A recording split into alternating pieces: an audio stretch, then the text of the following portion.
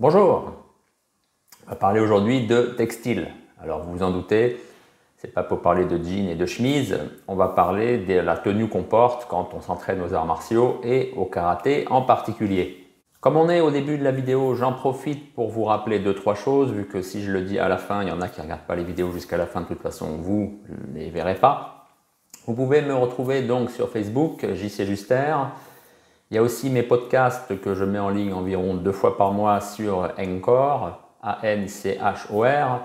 Et vous pouvez également me parrainer, me soutenir si tout ce que je produis sur différents médias, donc sur le net, si tout ça, ça vous plaît, vous pouvez me soutenir donc sur Patreon. Le lien est dans la description. Et il y a également donc mon site JC Juster. Tout ça est dans la description de la vidéo. Voilà, après ce message à but informatif, on va vraiment rentrer dans le vif du sujet. Alors, on a cet usage en France de parler d'un kimono. Alors, il faut savoir fondamentalement, le kimono, quand on est au Japon, quand on est en contact avec des Japonais, le kimono, au premier sens du terme, en fait, le kimono, c'est tout simplement quelque chose. Ça, c'est la chose, c'est mono. Ça, c'est ki. Donc, c'est la chose portée. Et quand vous regardez dans le dictionnaire, en fait, kimono, c'est tout simplement tout ce que l'on porte sur la peau. Alors, voilà, ça peut être n'importe quoi. Ensuite, bien entendu, les Japonais, fondamentalement, ils avaient leurs propres habits, avant d'être, on va dire, inondés par la mode occidentale à partir de l'époque de Meiji, donc fin 19e siècle.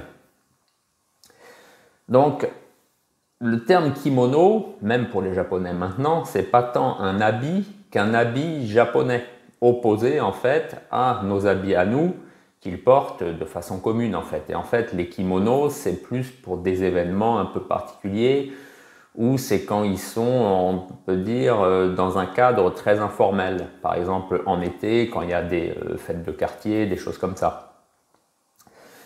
Donc, on n'est pas du tout, fondamentalement, le terme kimono ne désigne pas ce que l'on porte quand on s'entraîne à l'aïkido, au karaté, au judo ou que sais-je encore, puisque généralement, on va mettre l'aïkido à part, c'est tout simplement 2 pièces, c'est un pantalon, une veste et une ceinture. L'aïkido, c'est un peu plus compliqué, quoique en fait, il y a seulement cette espèce de pantalon à manches, à jambes bouffantes, là, le hakama. Bref, c'est pas ça qui est important. Ce qui est important, c'est de voir que le terme de kimono en japonais, ça désigne pas du tout une tenue d'entraînement. Voilà, pour ça, il y a d'autres choses et on va en parler plus tard. Nous, en français, mais peut-être c'est aussi le cas dans d'autres langues, je ne sais pas, mais on va parler du français, vu que de toute façon c'est notre langue à nous. En français, en effet, dans le langage commun, quand vous êtes dans un vestiaire de karaté, on dit tiens, je sors mon kimono de mon sac, on ne dit pas autre chose. Et tout le monde comprend. Quand vous allez au magasin de sport, je voudrais un kimono pour mon fils qui commence le judo. Voilà. Et le vendeur sait parfaitement, ou quand vous vous inscrivez, vous commencez vous demandez au responsable où est-ce que je pourrais acheter un kimono, plutôt que de dire une tenue d'entraînement, parce qu'en fait c'est ça. Et en effet, quand vous regardez dans le dictionnaire le Larousse par exemple, kimono, bien sûr, premier sens, on vous parle que c'est un habit japonais, mais on nous parle aussi que c'est une tenue pour pratiquer le judo. Bon, bien entendu, karaté et compagnie, mais le judo est ce qui est arrivé en premier en France, c'est ça un peu qui a fait le moule. Donc, voilà, on parle du judo, mais bien sûr, judo, c'est tout ce qu'il y a derrière. Donc, en fait, en français, c'est tout à fait correct en français d'utiliser le mot de kimono pour parler de la tenue qu'on porte quand on pratique le karaté. Voilà, une langue est comme ça. Les langues prennent des mots d'autres langues et souvent en les détournant, puisque je viens de vous expliquer que kimono en japonais, ça ne veut surtout pas dire ce qu'on porte pour pratiquer, puisque vous dites ça en japonais, il ne va vraiment pas comprendre, il va se demander mais de quoi est-ce qu'il me parle?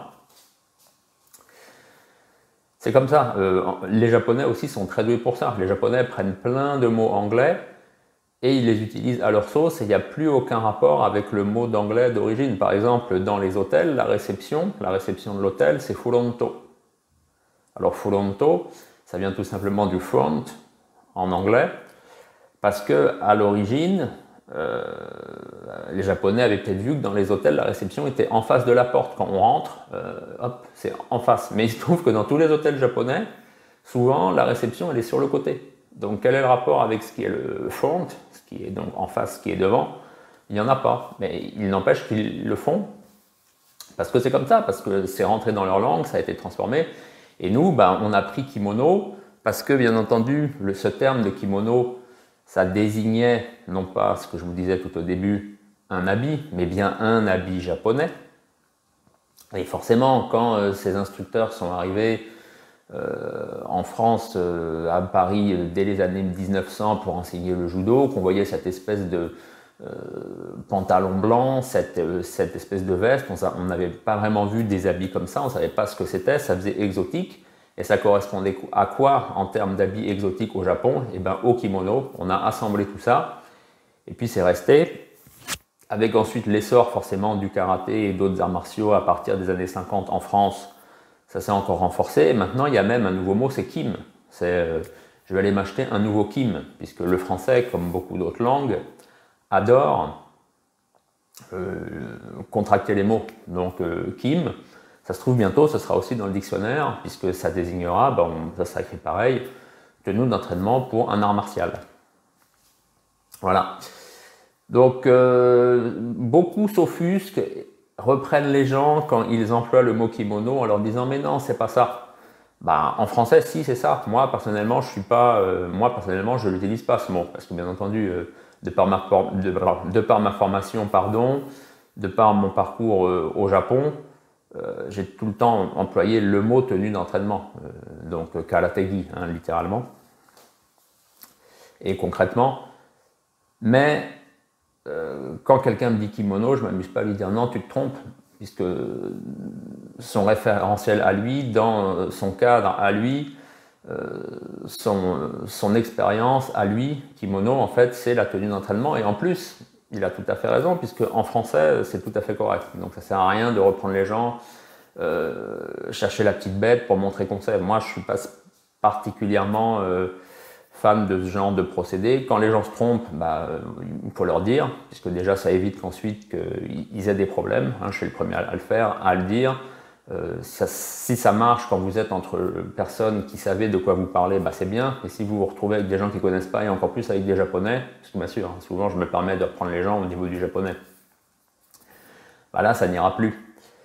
Donc là, bien entendu, mes kimonos, dans l'usage français, zéro problème. Maintenant, si vous allez au Japon et vous dites je veux un kimono, à moins que le magasin ait l'habitude des Français qui viennent lui demander des kimonos et qu'il a compris, qu'il a fait le rapprochement, bien sûr, mais de façon générale, non, ça n'ira pas. Donc, il faut parler, on y arrive, mais avant, on va quand même juste voir qu'est-ce que c'est que cette histoire de ki, hein, dans kimono.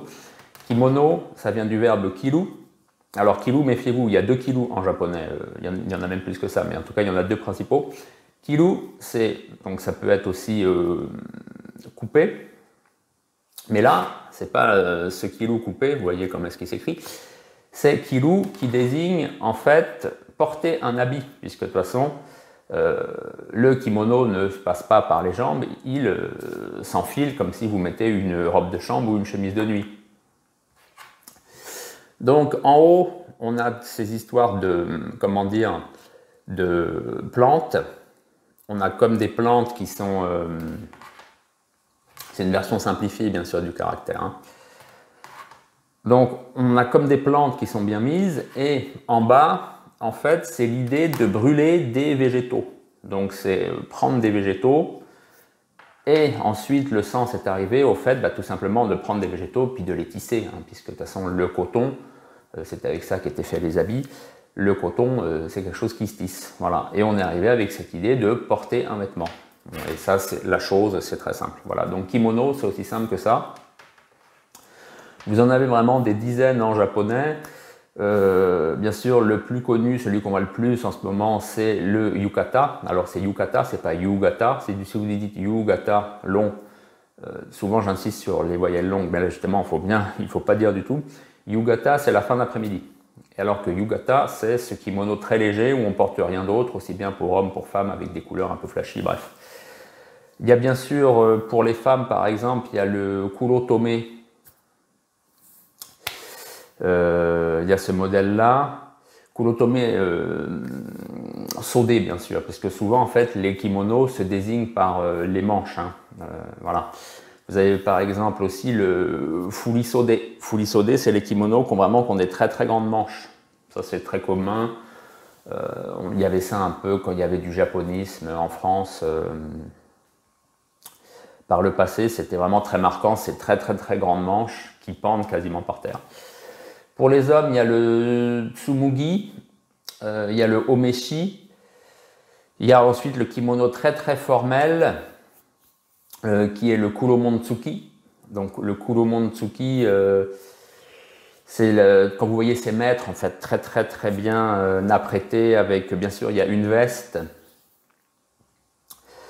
Voilà, enfin, c'est vraiment, on peut dire, le kimono d'apparat. De toute façon, maintenant, souvent, les femmes en portent un peu plus fréquemment, mais les hommes, en gros, quand ils mettent un kimono, c'est quand il y a un mariage traditionnel, qu'ils vont aller devant le desservant Shinto. Ensuite, il y a tous les différents banquets, les choses comme ça, qu'il faut être bien apprêté, représenter le Japon, les ancêtres, enfin bref, voilà. Par exemple, Funakoshi, il portait le Kuromontsuki, par exemple, sur cette fameuse photo. Voilà, donc ça c'était le kimono. Alors maintenant qu'on a donc parlé de ce fameux kimono et d'entre guillemets ce qu'il ne faut pas dire, on va voir qu'est-ce qu'il faut dire, en tout cas qu'est-ce qu'il faut dire au Japon, quel est le terme consacré, ou plutôt il y a deux termes consacrés. En fait, il y a keikogi et il y a dogi. C'est ça en fait, quand vous désignez cette tenue d'entraînement que vous portez lors de votre activité, karaté, judo, kendo, que sais-je encore. C'est comme ça que ça s'appelle. Alors, vous retrouvez le gi, hein, notre fameux gi, enfin plutôt le ki, kimono, qui devient forcément, le ka devient ge, parce qu'avant, on a keiko, les Japonais ont du mal, s'il faut dire keiko-ki. Même vous, keiko-ki, c'est un peu pénible à dire, keiko-gi, ça va tout seul. Et il y a l'autre terme qui est do-gi, donc c'est pareil, hein, on a toujours là notre vêtement, notre tenue. Et puis do, c'est pareil, dites do-ki, c'est pas facile, do-gi, ça va tout seul. Alors commençons par keikogi. Keikogi, le dictionnaire japonais nous dit que c'est une tenue qu'on porte quand on s'adonne à un art martial, puisque keiko, c'est la pratique. Keiko, c'est ça, hein, keiko. C'est la pratique, et bien sûr, gi, c'est le même qui est là. Donc la tenue pour la pratique. Donc une tenue d'entraînement, on pourrait dire tout simplement aussi. Donc ça désigne tout ce que, quand vous faites un art martial en particulier. C'est aussi simple que ça, donc c'est un peu long à dire, mais c'est vraiment ça. Quand vous êtes dans un dojo à Okinawa, moi j'ai tout le temps employé et j'ai tout le temps entendu que ce mot, keikogi. Voilà. Quand on dit je vais me changer, keikogi o kigaemasu. C'est tout simplement aussi simple que ça. Hein. Mais bon, souvent on dit simplement je vais me changer. Kigaesuru ou kigaemasu. Enfin, voilà. Aussi simple que ça. Dogi, dogi, on va le faire vite. Donc do, vous avez la voix hein, que vous connaissez, aikido, judo, kendo. Et donc on a toujours notre ki hein, qui devient gi par ce phénomène. Donc do-gi, hein, la voix et la portée, c'est pareil, le dictionnaire nous dit, mais là en fait c'est plus précis. C'est pas réellement un art martial, c'est quand on s'entraîne à un budo, puisque bien sûr budo, vous avez toujours ce do qui est budo, c'est le même. Donc je ne sais pas si vous faites vraiment du kenjutsu ou une école classique de jujutsu, donc vous voyez on est dans le jutsu, on n'est pas dans le do. Est-ce que normalement il ne faudrait pas employer un autre terme? Bien entendu, dans les faits, non. C'est toujours la différence entre une langue, on va dire les canons d'une langue et la pratique. Hein. Je pense que quelqu'un qui pratique par exemple l'école d'Aito Ryu, donc qui est du Jujutsu, bah, il va dire qu'il a son dogi. Il y a de fortes chances. Ou il parlera de keikogi. Mais s'il emploie dogi, en tout cas, on ne va pas lui dire « Ah non, tu racontes n'importe quoi ». Donc retenez, si vous êtes au Japon, même s'il y a des Japonais en France et que vous parlez de votre tenue d'entraînement, de votre kimono, bah justement, dites pas kimono parce que ça ne va pas aller. Donc vous avez keikogi, lui là, keikogi, soit dogi. Alors keiko, littéralement, en fait, c'est penser au passé. C'est ça, en fait, le vrai sens de keiko. Hein. C'est pour ça que c'est un sens plus fort un peu que l'enshu qui est vraiment l'entraînement. Keiko, c'est la pratique parce qu'il y a un processus, en fait, qui se fait. Puisque on essaye de s'améliorer par rapport à ce qu'on était hier, hein, ou avant-hier. Bref, hein, voilà. Ça, c'est... voilà. D'ailleurs, là, dans ce cas-là, ça ne veut pas dire fului, c'est initié qu'il se lit. Et initié, c'est vraiment le passé, ce qu'il y avait avant. Fului, c'est vieux. Initié, c'est un nom d'ailleurs, alors que fului, c'est un adjectif. Initié, donc, c'est vraiment penser, réfléchir au passé. Bah là, dogi, hein, c'est tout simplement, voilà, c'est do. En fait, on a pris le aikido ou le judo, karaté do, et on l'a mis comme ça, tenue. Donc pour quand on s'adonne à ces arts martiaux, à ces voies martiales littéralement, mais on dit en français, on dit arts martiaux. Voilà, donc j'espère que c'est un peu plus clair. En attendant, retenez que littéralement kimono, c'est n'importe quoi qu'on porte, donc à la limite ça peut passer en fait quand vous dites ça dans le cadre français. Maintenant kimono, bien sûr, c'est devenu en japonais, je vous dis, ça désigne plus cette tenue qui ressemble un peu en fait à une robe de chambre, hein, et qu'il ne faut surtout pas dire à des japonais parce qu'ils ne comprendront pas. Dans le cadre français, c'est devenu français, donc vous ne vous gênez pas pour l'utiliser, de toute façon tout le monde comprend. A l'inverse, si vous employez keikogi ou dogi auprès des Français, même des gens haut gradés dans un art martial, je ne sais pas s'ils comprendront. Et puis, donc retenez donc que dogi et keikogi, c'est les termes employés avec des Japonais, c'est les termes consacrés, c'est les véritables termes. Il y a une petite nuance entre les deux, mais qui n'est pas énorme. Et voilà, j'espère que maintenant vous avez donc tout compris sur ces trois termes, kimono, keikogi, dogi. Pour finir, ne dites pas gi tout seul. Gi, ça ne veut rien dire. Ça, c'est vraiment une création française. Voilà, gi, c'est rien. Puisque de toute façon, gi en soi, je vous l'ai dit, ça ne veut rien dire. En fait, il faudra dire qui.